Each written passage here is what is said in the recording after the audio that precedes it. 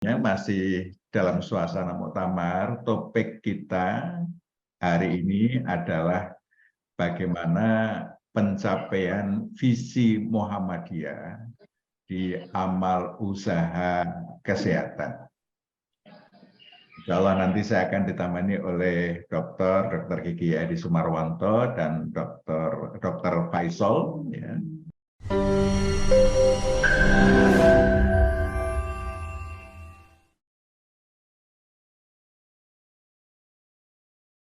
Assalamualaikum warahmatullahi wabarakatuh.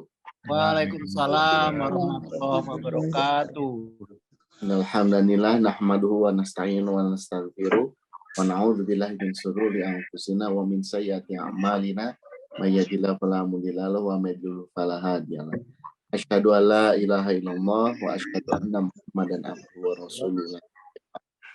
Puji serta syukur hanyalah milik Allah Subhanahu wa taala yang telah memberikan kepada kita nikmat serta hidayahnya sehingga kita dapat bertemu kembali dipertemukan dalam forum silaturahmi rutin kita, ini Golden Habit Forum, dengan penuh sukacita, dengan penuh rasa syukur dan rasa bangga. Salawat serta salam mari senantiasa kita curah limpahkan kepada junjungan kita semua Nabi Muhammad Shallallahu Alaihi Wasallam, pada keluarganya, sahabat-sahabatnya, tabi'in-tabi'innya, dan juga para pengikutnya hingga Bapak dan Ibu seluruh partisipan Golden Habit Forum. Pada pagi hari ini alhamdulillah kajian Golden Habit Forum sudah memasuki episode yang ke-87.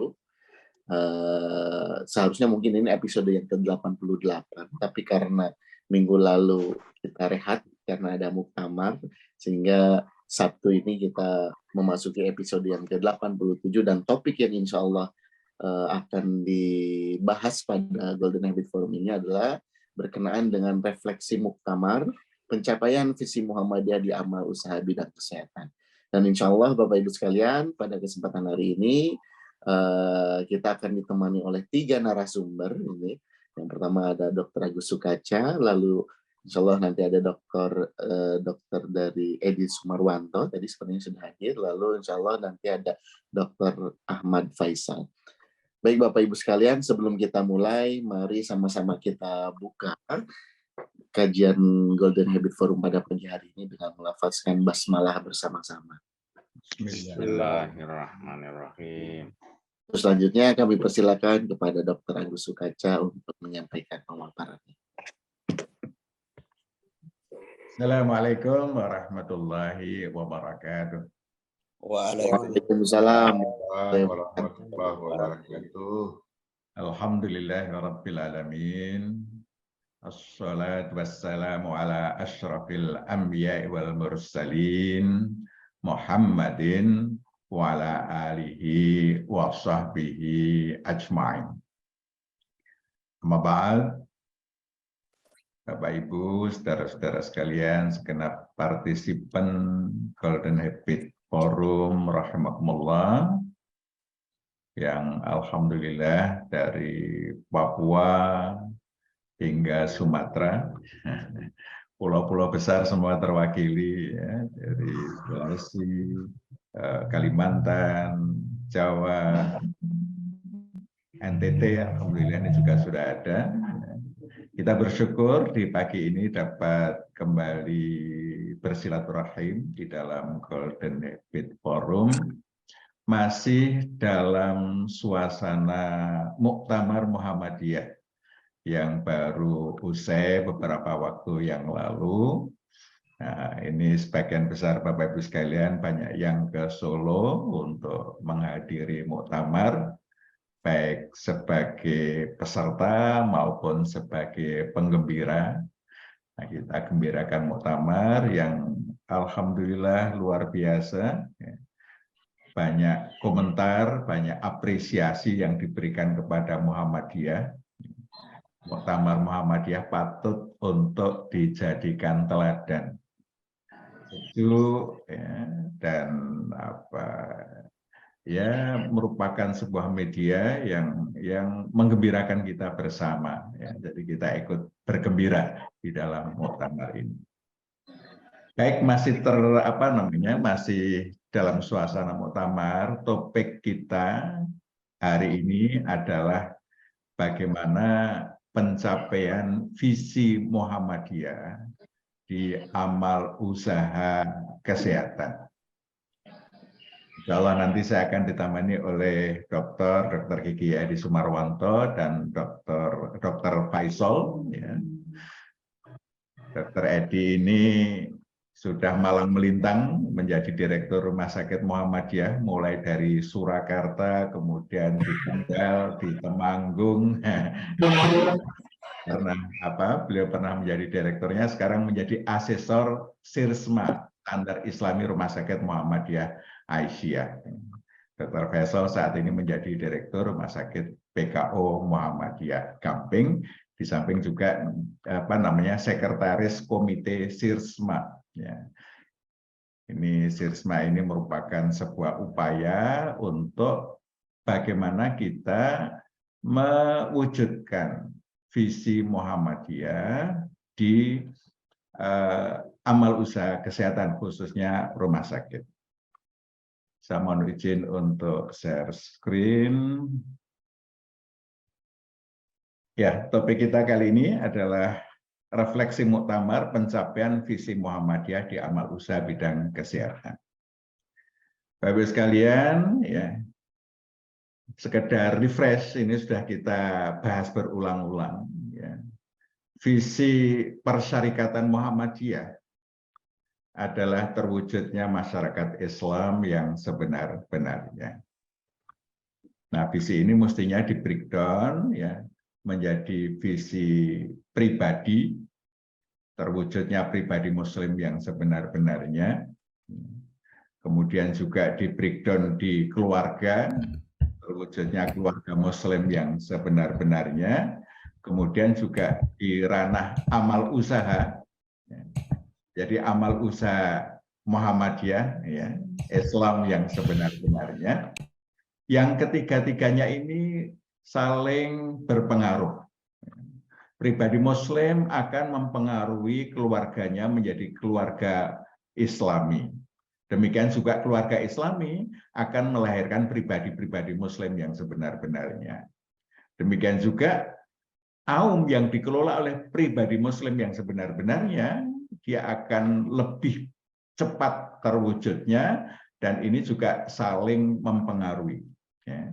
Jadi kaum Islam yang sebenar-benarnya itu nanti akan membimbing semua SDI-nya, sumber daya insaninya, menjadi pribadi Muslim yang sebenar-benarnya. Inilah yang kita fokuskan. Ya. Kaum, ya, khususnya di sini adalah rumah sakit, ya, ini nanti bisa berkembang menjadi rumah sakit Islam yang sebenar-benarnya. Nah, ini dicapai dengan menjalankan misi yang ketiga Muhammadiyah. Ya, misi ketiga Muhammadiyah itu adalah mewujudkan Islam dalam kehidupan pribadi, keluarga, dan masyarakat. Nah, dalam ranah pribadi, mewujudkan Islam dalam kehidupan pribadi, sehingga menjadi pribadi Muslim sejati, berkarakter pembelajar, pengamal soleh, pejuang. Ini sudah kita bahas pada sesi sebelumnya. Nah, selanjutnya perjuangan adalah di ranah keluarga. Bagaimana bisa mewujudkan Islam dalam kehidupan keluarga, sehingga terwujud keluarga Muslim yang sebenar-benarnya. Keluarga yang sakinah, mawaddah, warahmah, atmosfernya Islami, di situ terselenggara kaderisasi pribadi Muslim sejati. Kemudian dalam ranah kaum, mewujudkan Islam dalam kehidupan amal usaha, menjadi kaum Islam yang sebenar-benarnya, di mana tata kelolanya Islami, atmosfernya Islami, SDI-nya menjadi pribadi Muslim sejati. Ya. Ini saling mempengaruhi, ya, sehingga nanti pada akhirnya di ranah persyarikatan mewujudkan Islam dalam kehidupan masyarakat, sehingga terwujud masyarakat Islam yang sebenar-benarnya, ini bisa terwujud. Semuanya ini saling menguatkan. ranah pribadi, ranah keluarga, ranah aum, ranah persyarikatan itu akan saling menguatkan sehingga masing-masing ini akan berdampak pada semua. Pembinaan pribadi akan berdampak pada ranah keluarga, ranah aum, dan ranah persyarikatan bagi mereka-mereka yang ikut terlibat di dalam pengelolaan aum maupun menjadi bagian dari kepemimpinan persyarikatan. Sehingga misi ketiga Muhammadiyah itu perlu kita seriusi. Nah, terkait dengan aum, Bapak Ibu sekalian, Kiai Dahlan dan Kiai Sujat mengawali pendirian rumah sakit yang dikelola dengan bersendi cara Islam. Dengan bersendi cara Islam itu, maka rumah sakit mestinya berkembang menjadi rumah sakit Islam yang sebenar-benarnya. Jadi tata kelolanya Islami, SDI-nya Islami, atmosfernya Islami, sehingga pengelolaan rumah sakit itu Islam. Nah, Bapak Ibu sekalian, ini MBKO ya, periode 2015-2020, alhamdulillah berhasil merumuskan standar Islami Rumah Sakit Muhammadiyah Aisyah. Ini merupakan implementasi AIK di dalam pengelolaan Rumah Sakit Muhammadiyah Aisyah. Bagaimana Islam menjadi ciri atau menjadi jiwa di dalam pengelolaan rumah sakit yang kemudian dituangkan dalam standar-standar yang setiap standar itu bisa dinilai. Ada elemen-elemen penilaiannya sehingga kita bisa melihat rumah sakit itu menerapkan standar-standar itu atau tidak. Ini sebuah upaya ya, mewujudkan tujuan Muhammadiyah di dunia rumah sakit. Nah, ada 4 aspek, ya, aspek manajemen, aspek sumber daya insani, aspek bangunan dan fisik, dan aspek pelayanan. Yang kesemuanya itu ada 66 standar, 247 elemen penilaian. Nah, dengan elemen-elemen penilaian ini, kita bisa melakukan assessment apakah Rumah Sakit Muhammadiyah Aisyah itu Islami belum. Ya. Nanti Islaminya itu nanti juga ada grade-nya. Ada yang baik, ya, ada yang baik sekali, ada yang istimewa. Ya, ini artinya kita ada standar-standar bagaimana implementasi nilai-nilai al-Islam dan kemuhammadiyahan di dalam pengelolaan rumah sakit. Sehingga dengan mengimplementasikan itu, visi Muhammadiyah terwujud di rumah sakit. Ini adalah upaya mengimplementasikan visi Muhammadiyah di dunia rumah sakit. Nah, tentu kalau ini nanti terlaksana akan menjadi pengalaman yang berguna di dalam mengimplementasikan nilai-nilai ajaran Islam di dalam kehidupan kemasyarakatan yang lain. Oke, nanti juga pendidikan mestinya segera mengikuti, ya. Pengelolaan amal usaha di bidang sosial mestinya segera mengikuti, sehingga nanti Muhammadiyah itu mewujudkan visinya di tahap awal adalah pada lingkup amal usaha terlebih dahulu. Baru kemudian ya nanti akan menjadi pengalaman berharga di dalam menerapkan Islam di dalam kehidupan kemasyarakatan maupun kelembagaan-kelembagaan lainnya. Nah, Bapak-Ibu sekalian, ya ini framework-nya. Islami itu merupakan breakdown dari tujuan Muhammadiyah atau visi Muhammadiyah, terwujudnya masyarakat Islam yang sebenar-benarnya, menjadi terwujudnya Rumah Sakit Muhammadiyah Aisyah sebagai rumah sakit Islam yang sebenar-benarnya. sehingga ada standar Islami, ya, meliputi aspek manajemen, ya, manajemen itu mulai dari organisasinya, mulai kepemimpinan dan kaderisasinya, mulai kontrak kerja, pengadaan barang, keuangan, etika Islam dan pemasaran, ini aspek manajemen. Nah, itu ada elemen-elemen penilaiannya. Kemudian SDI, sumber daya insaninya, proses rekrutmennya, performan pegawainya, pembinaan, pelatihan dan pengembangan, ya, pengupahan, kesehatan dan kesejahteraan. Sehingga SDI itu di amal usaha Muhammadiyah bidang kesehatan itu semua mesti memiliki kompetensi tertentu di bidang AIK, sehingga mereka mampu melakukan dakwah Islam sesuai dengan profesinya masing-masing. Jadi pendekatannya pendekatan profesi itu pada SDI. Nah, sehingga SDI di Rumah Sakit Muhammadiyah Aisyah itu dibina secara terstruktur sehingga pada akhirnya mereka menjadi bagian penting persyarikatan di dalam melaksanakan dakwah Islam amar ma'ruf nahi mungkar. Aspek manajemen. Ya. Kemudian bangunan dan fisik. Ya. Bagaimana fasilitas pelayanan dan penunjang itu Islami, ya. Fasilitas ibadahnya harus ada masjidnya, ada musolanya, ya. Kemudian ekoefisiensi. Pada pelayanan, ya, aspek pelayanan itu juga menyangkut akses dan hak atas pelayanan, asesmen dan asuhan pasien, pelayanan obat, penyediaan makan, ya, promkes, promosi kesehatan, pelayanan jenazah, ini merupakan bagian-bagian untuk apa? Untuk mengimplementasikan nilai-nilai al-Islam dan kemuhammadiyan.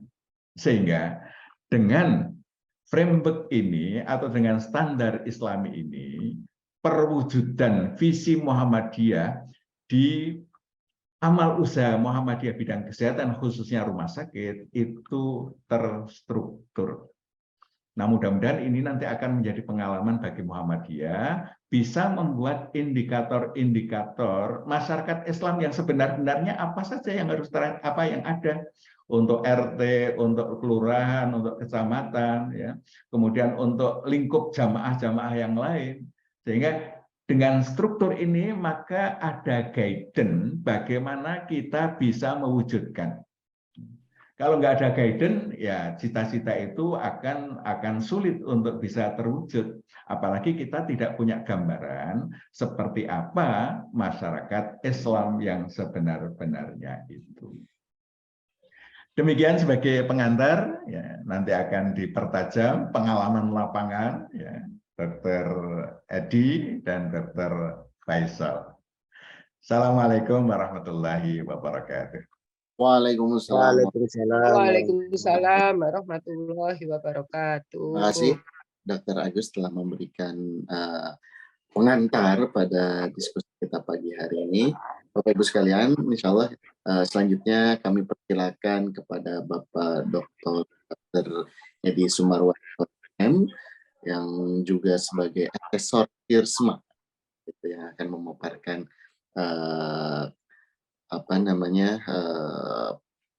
bagaimana penerapan tadi rumah sakit Islami mungkin yang telah dijalankan. Baik, kami persilakan Dr. Edi Sumarwanto, waktu dan tempat. Baik, terima kasih. Bismillahirrahmanirrahim. Assalamualaikum warahmatullahi wabarakatuh. Waalaikumsalam warahmatullahi wabarakatuh. Bismillahirrahmanirrahim. Masya Allah. La yasuhul khaira ilallah. Bismillahirrahmanirrahim. Masya Allah. Maka min nikmati faminallah. Bismillahirrahmanirrahim. Masya Allah. Wala hawla wala quwata illa billah. Yang saya hormati para senior, para alim, wabil khusus, Dr. Agus Sukaja, dan juga semuanya yang hadir di dalam ruang Zoom ini. Saya merasa sangat tersanjung diberi kesempatan, dan tentu dengan segala permohonan maaf kalau apa yang saya aturkan nanti kurang memenuhi harapan, karena mungkin barangkali kurang lengkap atau bagaimana. Apa yang disampaikan oleh Ustadz Agus Sukaja di dalam upaya kita mewujudkan satu visi Muhammadiyah di rumah sakit ini memang sesuatu yang ide luar biasa sekali. Saya menyadari betul ini ide yang sangat-sangat bagus dan perlu kita dukung semuanya. Bahkan tentu tidak hanya amal usaha pelayanan kesehatan. Karena saya jadi ingat pada waktu pertama kali saya dulu keluar dari PNS tahun 88 bergabung di Rumah Sakit Muhammadiyah, Rumah Sakit Rumani. Waktu itu direktur saya mengundang almarhum Bapak Jindar Tamimi sekitar tahun 90-an. Beliau menggunakan satu istilah mengislamkan Muhammadiyah begitu. Karena ada beberapa orientasi pimpinan amal usaha yang kadang-kadang tidak sejalan dengan bagaimana nilai-nilai Islam meskipun padahnya pakai Muhammadiyah. Nah, ini yang kemudian menarik sekali bagaimana rumah sakit Muhammadiyah Aisyah itu di dalam menjalankan satu misinya itu sesuai dengan visi Muhammadiyah. Yang ini harus selalu diingatkan. Dan majelis PKU PP Muhammadiyah kemudian dengan menggunakan satu tool yaitu Sirsma untuk mengembalikan, saya kira, mengingatkan, bahkan mempertajam tentang misinya Rumah Sakit Muhammadiyah Aisyah tidak semata-mata business oriented, tidak semata-mata hanya memberikan satu layanan sesuai dengan core bisnis yaitu bidang pelayanan kesehatan, tetapi ada satu nilai-nilai sesuai dengan al-Islam dan kemuhammadiyahan yang menjadi misi utama kita. Ini yang menurut saya luar biasa. Saya diamanati oleh Dr. Agus Sukaja maupun teman-teman dari MPKU PP Muhammadiyah melakukan survei, melakukan satu memotret rumah sakit yang bagaimana penerapan standar Islami Rumah Sakit Muhammadiyah dan Aisyah itu seperti apa. Kebetulan saya juga asesor untuk akreditasi rumah sakit. Saya kalau menjadi asesor akreditasi rumah sakit, maka misi saya adalah bagaimana agar rumah sakit itu bisa menjaga mutu dan juga keselamatan rumah sakit, keselamatan pasien, keselamatan petugas-petugasnya, mutunya terjaga. Itulah yang menjadi misi akreditasi seperti yang dilakukan oleh teman-teman dari LARSI dan kawan-kawan yang lain. Nah, terkait dengan Sirsma ini tentu melengkapi, menyempurnakan tentang keberadaan Rumah Sakit Muhammadiyah dan Aisyah. Kalau saya menjadi surveyor akreditasi, saya akan ngecek kepada karyawan itu bagaimana dia itu punya kemampuan, misalnya apakah dia bisa menjalankan SOP dengan baik, termasuk misalnya apakah bisa menjaga kebersihan, cara cuci tangan benar apa tidak, diamalkan apa tidak, kemudian kalau misalnya ada kebakaran, bisa nggak dia menggunakan satu alat pemadam kebakaran, kemudian kalau ada tumpahan infeksi, bagaimana cara membersihkannya. Kemudian juga kalau misalnya memberikan bantuan hidup dasar dan sebagainya, dan lain-lain. Itu kalau di dalam menjalankan survei akreditasi. Di samping juga standar-standar yang lain pastinya.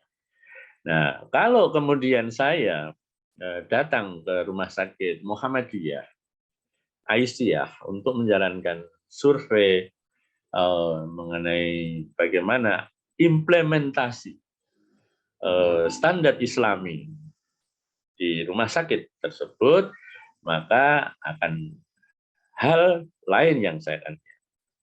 Misalnya terkait dengan SDI, bagaimana manajemen SDI ini dijalankan.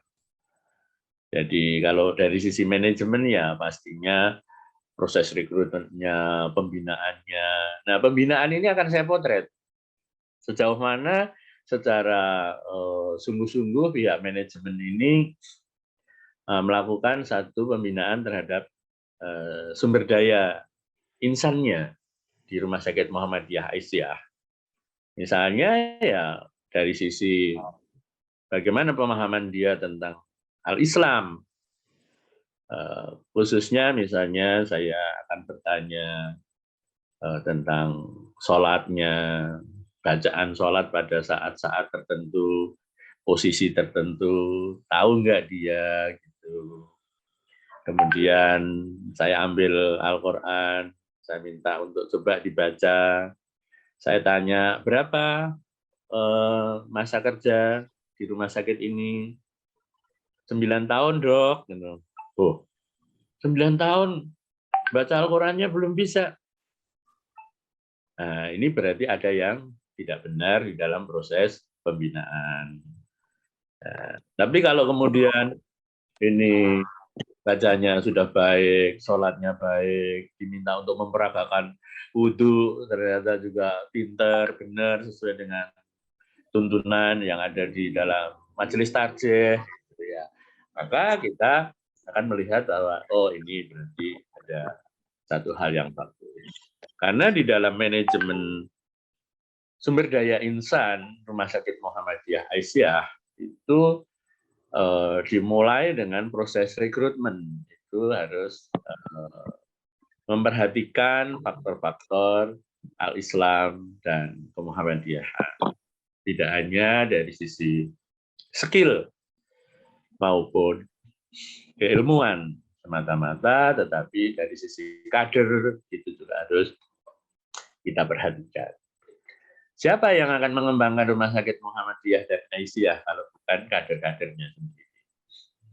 Oleh karena itu, kita juga berharap bahwa proses dilakukan oleh para pimpinan amal usaha, para pimpinan rumah sakit ini secara sungguh-sungguh. Tidak hanya terfokus mengurusi pelayanan kesehatan, mengurusi BPJS yang sudah 8 tahun belum naik tarifnya, kemudian macam-macam. Tapi bagaimana kesibukan mengurusi standar rumah sakit, kamar kris dan sebagainya itu bagian dari yang harus kita lakukan, tetapi jangan lupa misi Rumah Sakit Muhammadiyah dari sisi al-Islam dan kemuhammadiyahan ini menjadi hal yang penyeimbang, penyempurna dari keberadaan Rumah Sakit Muhammadiyah Aisyah. Kita ingin menciptakan Rumah Sakit Muhammadiyah Aisyah itu adalah rumah sakit yang unggul dan Islami. Tadi Dr. Hatus Sudarja sudah menyebutkan SISMA itu punya konsep dengan 4 hal, mulai dari manajemennya yang memang harus digarap. Di situ ada proses mulai dari bagaimana manajemen Rumah Sakit Muhammadiyah ini menempatkan misalnya terkait dengan komite AIK, misalnya gitu, atau bagian kerohanian. Posisinya ada di mana? Peranannya dari komite AIK ini di dalam mengawal pelayanan operasional rumah sakit sesuai dengan standar-standar Islami, sebagaimana yang sudah sering kita bisa baca. Kita alhamdulillah punya majelis tarjih yang tentu dalam menafsirkan berbagai hal kita sudah tidak bingung lagi. Kita bisa merujuk dari sana untuk bagaimana yang seharusnya. Regulasi-regulasi yang terkait dengan peraturan-peraturan pemerintah ya menjadi bagian yang kita perhatikan, tetapi kalau ada hal yang berbeda nanti fatwanya kita mintakan kepada Komite AIK. Nah, disinilah peranan Komite AIK untuk bisa ikut mengawal, meluruskan kalau bengkok di dalam operasional Rumah Sakit Muhammadiyah Aisyah. Harapannya memang konsep yang berbeda atau tidak sesuai dengan ajaran Islam itu tidak ada yang dilakukan di Rumah Sakit Muhammadiyah Aisyah. Sedangkan hal-hal yang disunahkan itu bisa kita kembangkan. Nah, itu konsepnya. Kemudian juga tadi disebut tentang soal bagaimana manajemen dari sisi bangunan dan fisik. Ini juga sesuatu yang menjadi bagian simbol ya. Jadi bagaimana agar rumah sakit, karyawan-karyawan itu bisa menjalankan ibadah dengan sebaik-baiknya dan tidak memberi peluang adanya satu perbuatan-perbuatan yang tidak sesuai dengan syariat itu karena penataan manajemen bangunan dan sarana fisik yang tidak sesuai. Tidak hanya keberadaan masjid, tetapi masjid menjadi bagian yang penting karena di situ kita bisa membangun sholat berjamaah bagi para karyawan, melakukan pembinaan, sehingga benar-benar saya melihat rumah sakit yang saya lihat seperti pesantren lah kira-kira gitu. Karyawan Rumah Sakit Muhammadiyah itu seperti pesantren, melakukan satu proses-proses pembinaan yang terus dilakukan oleh pihak manajemen di dalam pembinaan keislaman dan kemuhammadiyahannya. Mulai dari bagaimana pembinaan sholatnya, kemudian zakatnya dipotong setiap bulan, kemudian juga ada program untuk umroh, sedekah, dibina, dikelola oleh rumah sakit, bahkan melalui sholat-sholat yang dilakukan itu ada monitoringnya,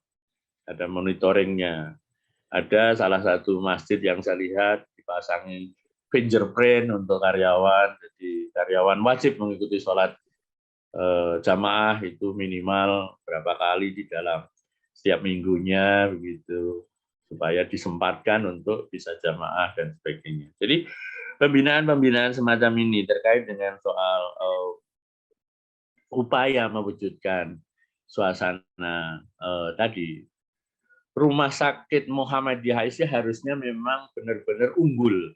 Karena kalau dari sisi mutu, itu teman-teman Larsi dan juga LIPA yang lain melakukan upaya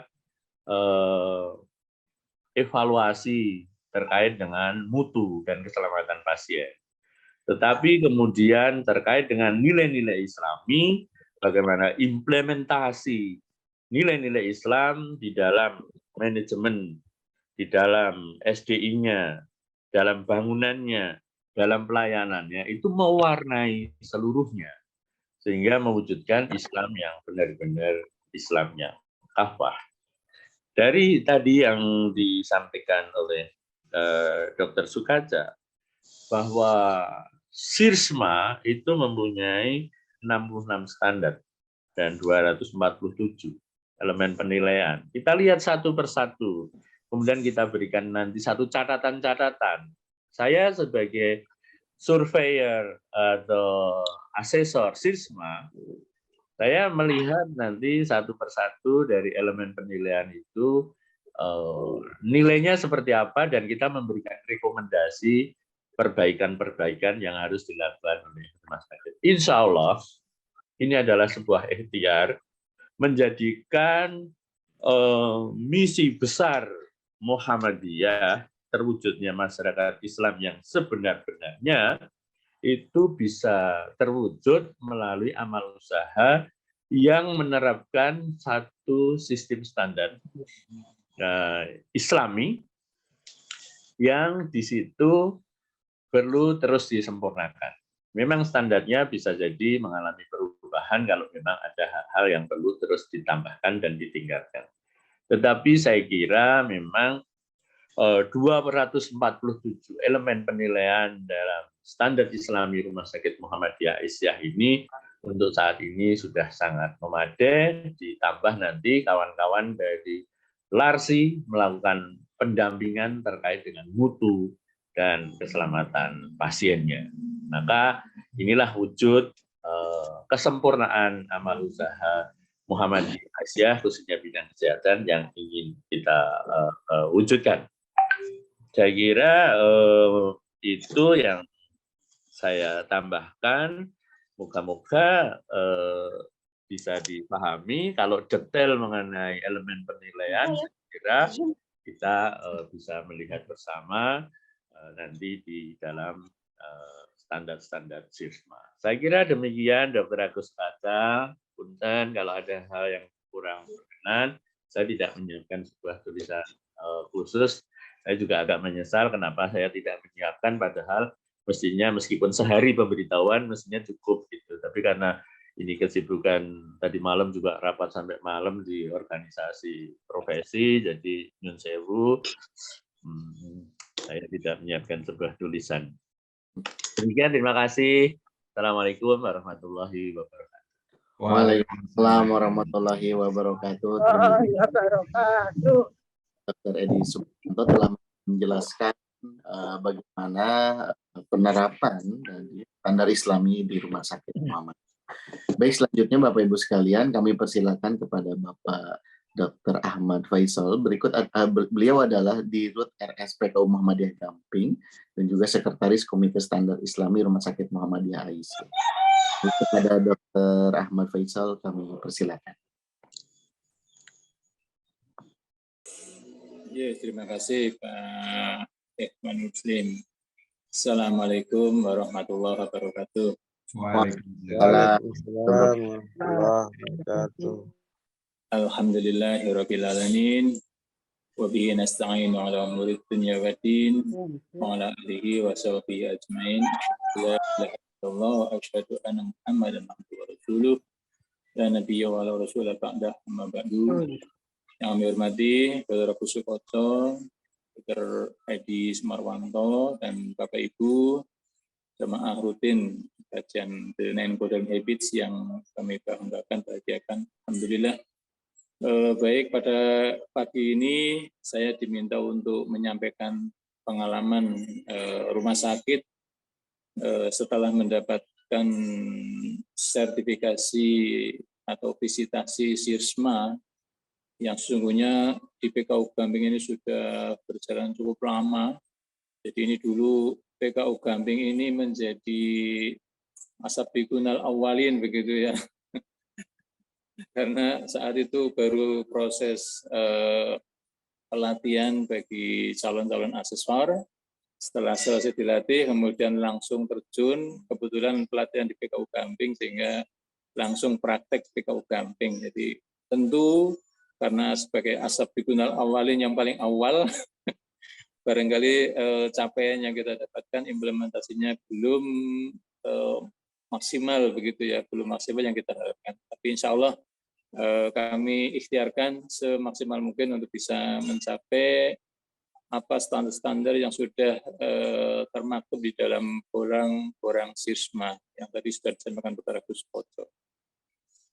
Tentu implementasi di rumah sakit ini saya kira sangat selaras jalan dengan apa yang menjadi cita-cita Muhammadiyah ketika mendirikan amal usaha Muhammadiyah. Bahkan cita-cita besar Muhammadiyah untuk membentuk masyarakat Islam yang sebenar-benarnya, begitu seperti disampaikan Dr. Agus Fathah. Nah, kita berharap dan berikhtiar bahwa di rumah sakit ini nanti di dalamnya tercipta Sivitas Hospitalia yang merupakan miniatur masyarakat Islam yang sebenar-benarnya di dalam rumah sakit. Kalau di rumah sakit tentunya tadi disampaikan Dr. Puskoto dan Dr. Edi bahwa ada 4 hal yang mencakup masalah manajemen, masalah pelayanan, SDI, dan fasilitas bangunan. Nah, pengalaman kami dari 4 hal itu yang cukup berat untuk mengimplementasinya itu tentu dari aspek pelayanan dan sumber daya Islami yang cukup berat untuk kita bisa adaptasi dengan standar-standar yang telah ditetapkan. Tapi baik, nanti kami sampaikan dari masing-masing standar yang telah dapat kami rasakan dan kami jalankan ya.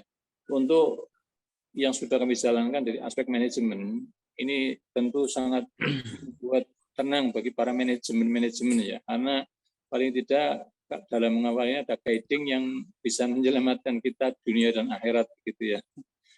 Contoh misalnya dalam penggunaan obat-obatan. Tentu di dalam obat-obatan kan ada hal-hal yang mengandung subhat atau mungkin barang haram mungkin ya.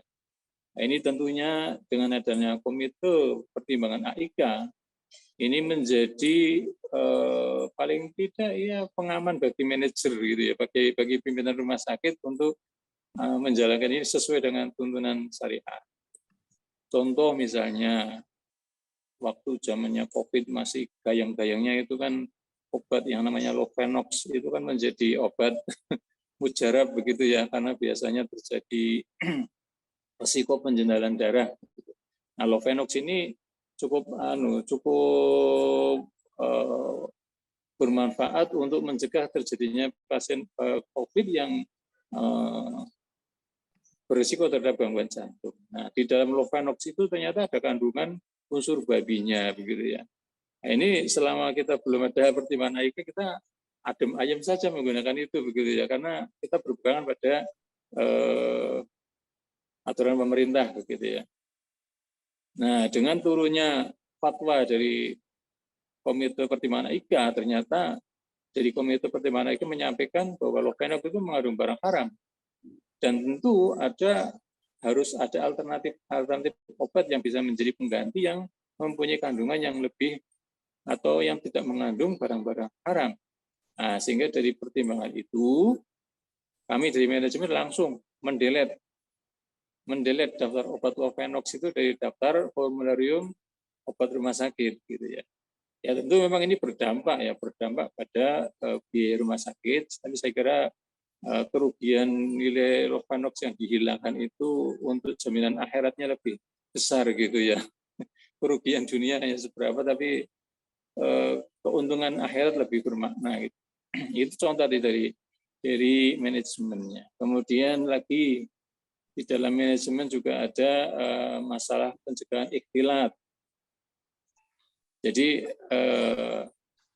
berkhawat gitu ya. Jadi rumah sakit kadang-kadang lupa bahwa ketika kita merawat pasien di bangsal gitu ya, kita nggak memperhatikan bahwa siapa penunggu pasien itu gitu ya. Nah, sebelum kami di sertifikasi SIRSMA ini kami adem ayem saja gitu. Nah, setelah ada sertifikasi SIRSMA ini, karena di situ ada klausul yang menyampaikan bahwa rumah sakit harus menjamin tidak ada khalwat di dalam rumah sakit ini. Nah, ini kami pasien-pasien yang mondok di rumah sakit dengan pasien yang masih usia ya dewasa lah gitu ya, belum menikah, usia saya belum menikah. Ini pokoknya pasien yang mondok harus dijamin yang penunggunya itu adalah mukrimnya kalau lain jenis.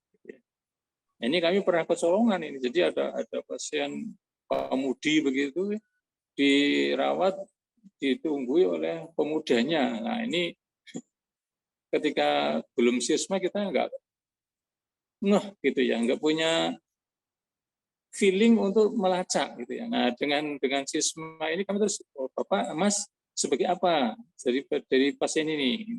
Temennya, oh mohon maaf, temennya nggak boleh nunggu yang nunggu harus mukrimnya. Nah, ini contoh yang kami alami. Gitu. Demikian juga di pemeriksaan-pemeriksaan yang lain, misalnya di pemeriksaan penunjang radiologi tempat saya ada pasien mau di USG begitu ya, perempuan, laki-laki menunggu di belakangnya. Nah, ini kami harus tanya, kalau bukan mukrimnya harus keluar dulu. Nah, ini sebelum ada sisma kita nggak sampai ke sana gitu ya. Itu dari sisi aspek manajemen. Belum lagi dari sisi aspek finansial. Ini saya terima kasih sekali pada Dr. Edi ini yang luar biasa teliti ketika mensurveinya. Ya, beliau dulu asesornya di tempat kami, sehingga ada temuan yang cukup signifikan bagi pertanggungjawaban akhirat besok gitu ya. Ketika kami ditanya, ada pasien beli obat misalnya, gitu, beli obat, harga obatnya kan mungkin tidak genep gitu ya, mungkin harganya 10.500 begitu atau 10.600 misalnya. Bagaimana menghitung dalam penghitungan tarif obat ini? Biasanya kan kita ada klausul penggenapan begitu ya, digenapkan ke atas atau digunakan ke bawah. Gitu. Ini ternyata temuannya cukup banyak itu Dr. Edi Sumarwanto ini. Dari harga obat yang digenapkan itu, dibulatkan itu nilainya ratusan juta ternyata. Saya ditanya, ini duitnya siapa? Ini juga kelebakan saya, wah iya ya. Akhirnya ini harus ada payungnya, harus ada pendukungnya bahwa kebijakan membulatkan ke atas dan membulatkan ke bawah ini harus ada tulisannya, harus tertulis sebagaimana tuntunan di dalam Al-Qur'an gitu ya. Tidak tata yang tembitain gitu ya. Faktubuh gitu katanya ya. Ini kan transaksi gitu. Harus ada tulisannya, digenapkan ke atas atau digenapkan ke bawah. Kalau lebih dari 5 ke atas, kurang dari 5 ke bawah. Nah, kalau ada payungnya baru ini sah gitu ya. Ini adalah memang sudah ada ketentuannya. Demikian juga ketika ditanya harga obat gitu ya. Ini juga kelabaan betul kami itu, karena biasanya rumah sakit ini menerapkan penghitungan harga obat itu markup marginnya itu 25% dari harga obat ya, harga net gitu ya. Ternyata harga net itu ada diskon yang sudah diberikan kepada rumah sakit. Nah, ini juga kami kelabaan betul ditanya itu. Karena lah diskon yang 20% itu masuk ke mana? Masuk ke rumah sakit. Nah, ini ngapusi pasien ini berarti. Bohongi pasien. Belinya harganya obat itu 100.000, tapi diskonnya 20%, berarti kan harganya hanya 80.000. Kenapa harga markup-nya 20% dari 100.000? Nah, ini menjadi yang betul kami kontrol bagi kami. Oh iya. Jadi menghitung markup margin dari harga obat ini juga harus sesuai dengan apa yang kita beli gitu. Harga diskon itu harus masuk menjadi bagian dari keringanan bagi pasien. Akhirnya dari sisma ini kami terapkan, kami rubah semua formula-formula untuk perhitungan harga obat. Kemudian dari manajemennya, dari pelayanan ini juga luar biasa kami dapatkan sesuatu ya. Kami dengan sisma ini kami mau tidak mau harus mengacu kepada tuntunan-tuntunan yang ada di dalam Islam. Lalu di dalam pelayanan kami dengan mengacu pada tuntunan itu, pasien-pasien yang ada di tempat kami, datang di tempat kami ini kami anggap sebagai bagian dari tamu-tamu yang datang di rumah kita gitu. Sehingga kami sampaikan kepada seluruh sivitas hospitalia bahwa kalau kita sebagai orang Islam dan rumah sakit Islam tentu, maka tuntunan-tuntunan yang ada di dalam syariah Islam harus kita jalankan. Nah, di dalam sebuah hadis disebutkan, man kana yu'minu billahi wal yaumil akhir falyukrim dhaifahu. Nah, sehingga kita harus mampu membuktikan ini bahwa pasien-pasien kami ini adalah tamu-tamu kita, gitu. Tamu-tamu kita yang harus kita muliakan. Nah, sehingga bagaimana cara memuliakan tamu? Ya ini kita harus melaksanakan seperti yang dicontohkan di dalam tuntunan Islam. Sambutlah tamu dengan salam, senyum, sapa. Tentunya dengan sopan dan santun. Kemudian kita muliakan tamu, kita berikan apa yang menjadi kebutuhan pasien kami. Ya, kita berikan dengan komunikasi yang secara Islami, secara yang baik, komunikasi yang Dulu awal PKU Gamping sebelum ISMA memang sudah ada paradigma tamu yang sudah kita bentuk memang. Jadi dulu kita membentuk tim paradigma tamu itu menyambut kedatangan pasien sampai mengarahkan begitu ya. Tapi dalam perjalanan ke prodisitas pelayanan sehingga tim ini menjadi kurang begitu kuat bertahan begitu ya, karena cukup banyak pelayanan, apalagi ketika kita rumah sakit tipe C yang pasiennya cukup banyak sehingga paradigma tamu ini timnya jadi kewalahan. Nah, ini insya Allah nanti kalau dengan tipe B ini pasiennya sudah agak menurun, ini mungkin kegiatan tanpa pasien perlu digencarkan kembali sebagai bagian dari konsekuensi rumah sakit Islam ini. Nah, dari sisi SDM, sumber daya insani, tadi disampaikan oleh Dr. Edi bahwa memang cukup berat untuk merubah kebiasaan pegawai begitu. Lagi kalau melingkupi masalah kemampuan pegawai dalam hal individu yang mampu menjadi insan dakwah rumah sakit. Jadi kami menyebutnya di sini sebagai pegawai itu harus mampu menjadi insan dakwah. Insan dakwah rumah sakit ini tentunya harus dimulai dari dirinya sendiri gitu. Ibda binafsina. Kami sampaikan bahwa kalau mau jadi insan dakwah yang baik, maka ya mari kita perbaiki dulu pada diri kita. Dalam hal apa? Dalam hal membaca Al-Qur'annya, dalam hal ibadahnya, dalam hal iman dan takwa kita, muamalahnya. Kita harus perbaiki diri dulu sehingga insya Allah nanti kalau diri kita sudah menjadi baik, maka akan bisa menjadi insan dakwah yang baik.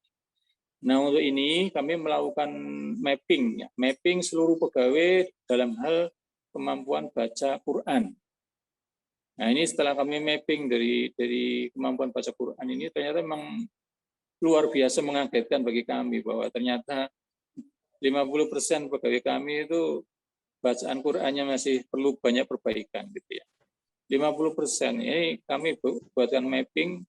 Kemudian kami buatkan gradasi hasil mappingnya ini untuk nanti dilakukan TOT, gitu ya. TOT yang sudah mahir, bagi yang sudah bacaannya bagus, nah, kami beri tugas untuk membuat TOT teman-temannya di unit itu yang masih perlu pendampingnya. Ini sudah mulai jalan, kita lakukan mapping ini dan sudah kita lakukan untuk kegiatan TOT baca Al-Quran. Demikian juga untuk aktifan sivitas hospitalia pegawai rumah sakit ini dalam hal beribadah. Jadi kami selalu melihat bahwa di dalam kegiatan ibadah sholat ini, ya nggak nyampe 50% yang para kaum Adam ini bisa untuk berjamaah di masjid begitu ya. Nggak sampai 50%. Sehingga ini kami tekankan betul pada Direktur AIK untuk senantiasa mengawal ini, sehingga mengevaluasi ini. Paling tidak dari sini kami manajemen sudah memberikan rambu-rambu begitu ya. Di manajemen memberikan kesempatan bagi seluruh karyawan untuk bisa berjamaah di masjid dengan memberikan kesempatan 15 menit sebelum azan. Kita berikan reminding azan begitu, reminding azan untuk menyampaikan seluruh sivitas hospitalia bersiap-siap melaksanakan ibadah sholat fardu berjamaah, sehingga konsekuensinya memang aktivitas di 15 menit itu diberi kesempatan pada karyawan untuk berhenti sejenak untuk bersiap-siap melaksanakan kegiatan ibadah. Ini dari manajemen sudah memberikan kesempatan itu.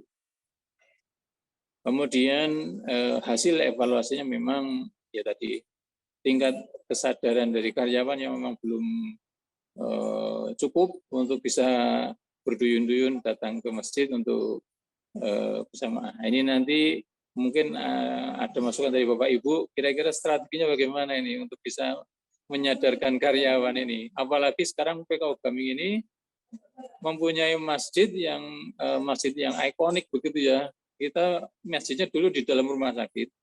Nah, sekarang masjidnya dipindah di luar ini, Bapak Ibu semua. Kira-kira jaraknya ya 100 meter lah dari rumah sakit, karena masjid berada di pintu masuk boulevard masuk ke rumah sakit gitu ya, di pinggir jalan. Ya harapannya menjadi makmur gitu masjidnya, tapi ternyata ya memang kesadaran karyawan tadi. Bukannya semakin jauh itu semakin semangat gitu ya untuk berjamaah, karena semakin banyak langkah yang kita tempuh, pahalanya lebih banyak gitu ya. Tapi ternyata memang ya tidak mudah untuk merubah itu. Tapi insya Allah nanti kami ikhtiarkan semaksimal mungkin dengan beberapa strategi yang kami rencanakan, sehingga nanti bisa menjadi pemacu karyawan untuk ikut berjamaah ke masjid. Beberapa kegiatan yang menjadi suasana pesantren seperti yang disampaikan Ustadz Dr. Edi Sumarwanto, kami di PKU Gamping juga menciptakan suasana itu. Misalnya tadi setelah ada reminding adzan, kemudian kita sajikan tilawah-tilawah Al-Quran, misalnya menjelang subuh, gitu ya. Tilawah Al-Quran menjelang subuh. Kemudian ada kajian-kajian pada sholat, begitu ya. Ada kajian-kajian pada sholat. Kemudian ada ini sedang kita rencanakan untuk siaran sapa pasien ya, siaran lewat audio gitu ya, lewat studio, ada kegiatan sapa pasien dari manajemen. Insya Allah ini membuat suasana seperti pesantren di dalam rumah sakit, seperti kita sedang berada di rumahnya sendiri mendengarkan kajian-kajian. Kita punya rekaman-rekaman yang cukup bermakna dari sisi aspek spiritual, religiustis maupun dari sisi ilmuwan atau medistis. Insya Allah materi-materi yang kita berikan akan bergilir. Jadi memang program untuk SDM ini cukup berat.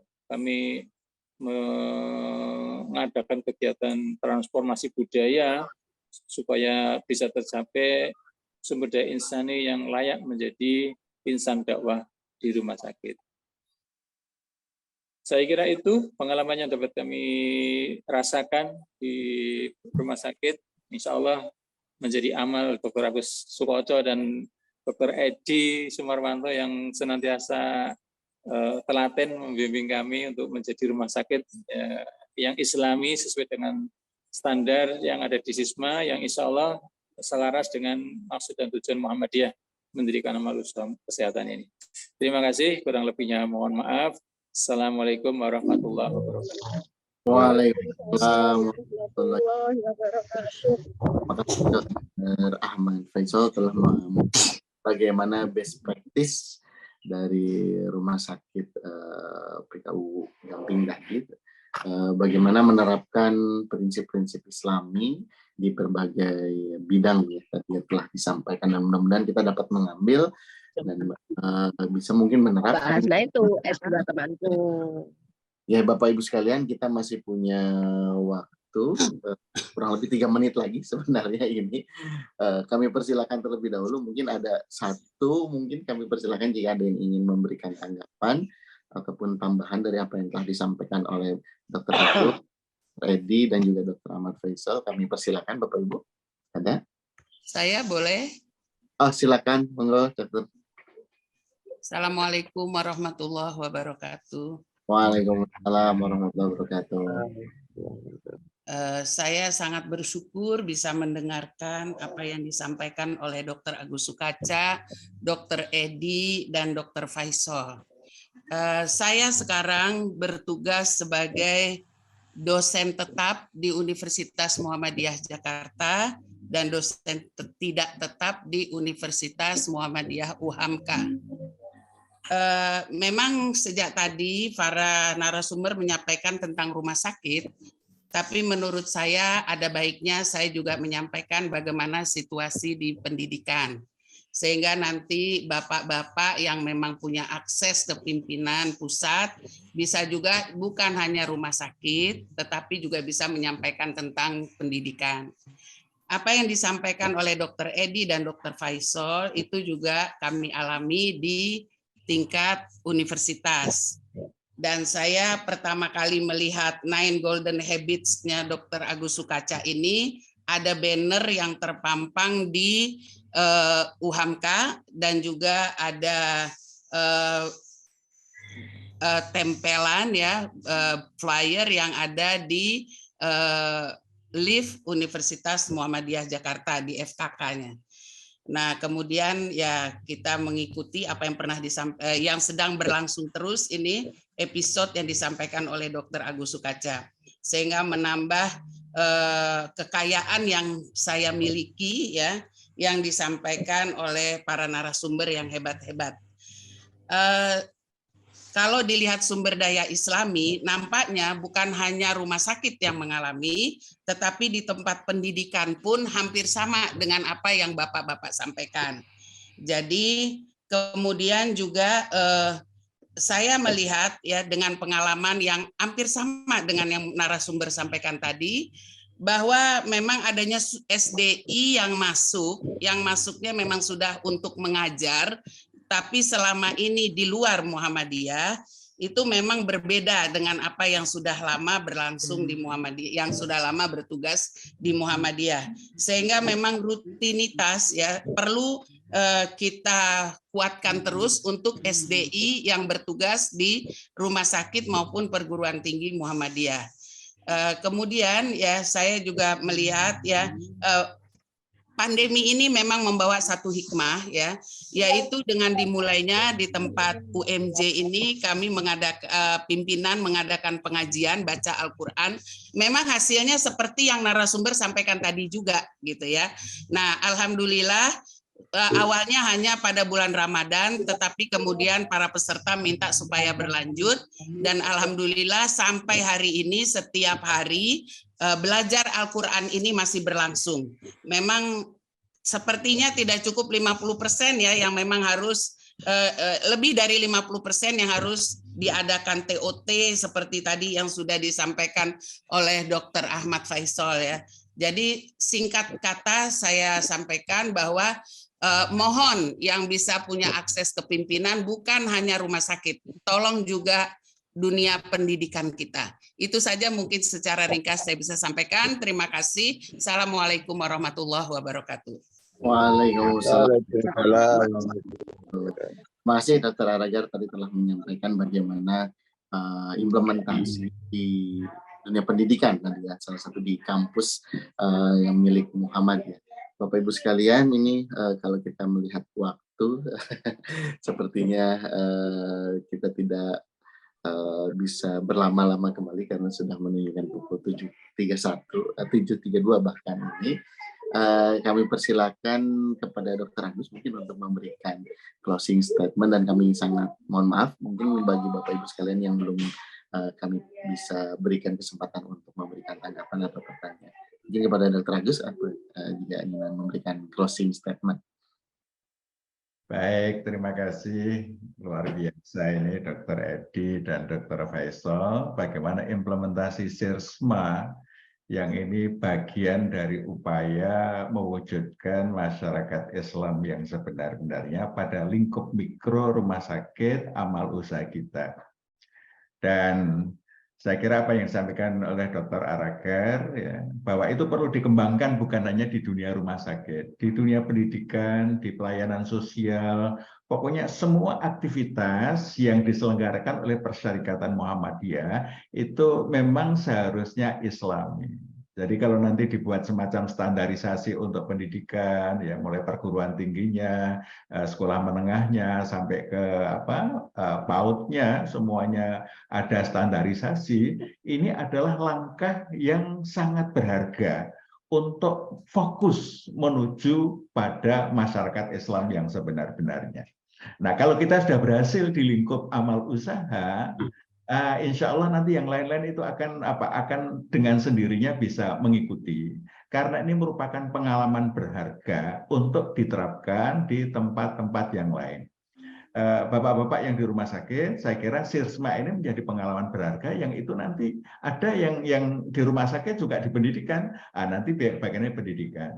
Nah, syukur-syukur nanti pendidikan Dikti bisa membuat standar Islami untuk PTMA, jadi standar Islami PTMA, menurut saya ini juga merupakan langkah yang ditunggu-tunggu oleh PTMA, sehingga semua perguruan tinggi Muhammadiyah itu nantinya akan Islami. Sekaligus menjawab dari Pak Anas di chat room ya, bagaimana setelah rekrutmen, nah justru dengan sistem ini memastikan bahwa proses pembinaan SDI selama masa tertentu itu berlangsung dengan baik. Sehingga ada kompetensi-kompetensi standar, misalnya pada waktu rekrutmen belum terpenuhi, maka dalam waktu tertentu harus terpenuhi. Sebagai contoh misalnya, yang belum lancar membaca Al-Quran pada saat rekrutmen itu harus tanda tangan komitmen untuk menyelesaikan dalam waktu 1 tahun. Ya. Jadi 1 tahun itu sudah semuanya harus lancar membaca Al-Quran. Demikian juga yang lain-lain. Sistem ini memastikan bahwa semua proses itu berlangsung, sehingga proses pembinaan pegawai itu nanti akan mengantarkan menjadi pribadi Muslim sejati. Ini desain dari standar-standar yang ada, sehingga proses yang terjadi di masing-masing rumah sakit itu betul-betul ada proses kaderisasi, ada proses dakwah, ada proses pembinaan yang itu berkelanjutan, sehingga pada akhirnya semua karyawan amal usaha dalam hal ini rumah sakit itu akan menjadi pribadi Muslim sejati yang mampu melaksanakan dakwah sesuai dengan pendekatan profesinya masing-masing. Saya kira ini merupakan langkah yang perlu diikuti langkah-langkah yang lain. Mudah-mudahan tujuan Muhammadiyah, visi Muhammadiyah akan semakin dekat untuk bisa kita wujudkan. Terima kasih Dr. Edi, Dr. Faisal, Bapak Ibu sekalian. Ya. Assalamualaikum warahmatullahi wabarakatuh. Waalaikumsalam warahmatullahi wabarakatuh. Telah memberikan pencerahan kepada kita semua pada hari ini bagaimana praktis menjadi mengimplementasikan rumah sakit Islam. Semoga yang telah disampaikan mendapatkan kita ilmu dan juga bisa kita implementasikan di setiap kehidupan kita. Baik Bapak Ibu sekalian, mari sama kita akhiri kajian Golden Forum pada pagi hari ini dengan melafazkan hamdalah dan doa. Alhamdulillah.